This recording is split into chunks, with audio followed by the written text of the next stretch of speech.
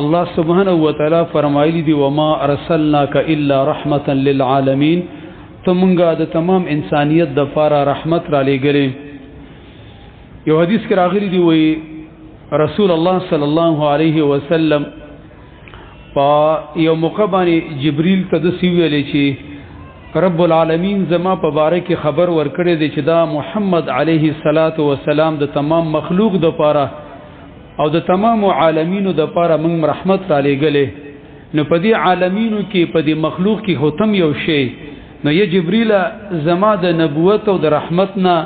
تا ته صحیح سو فائدہ رسیدلې ده. هغه ویلې او هغه د څه چې لاول کې ما د ابلیس خاتمه ولیدل نو زم په ځان باندې ویری د مچ اسنه زما خاتمه خراب نشي.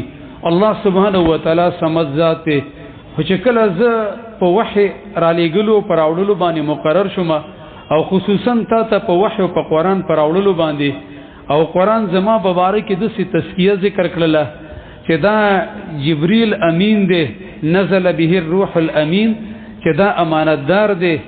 او دا امین دی نو زما ته اطمینان حاصل شو چې زما خاتمه به اوس نه خرابېږي ځکه رب العالمین زما په باره کې خبر ورکو. نو دا ما ته غټه فایده او غټه ملاو شوې ده چې زه د خپل خاتمه په باره کې اوس نه یریږم. نو رسول الله صلی الله علیه وسلم رحمت دی او د دې رحمت نه انسان اله پیدا اخستل شي او د رسول الله صلی الله علیه وسلم صحیح اتباع او تابعداري اله کولې شي تر څو چې خپل پیغمبر هغه نه پیژني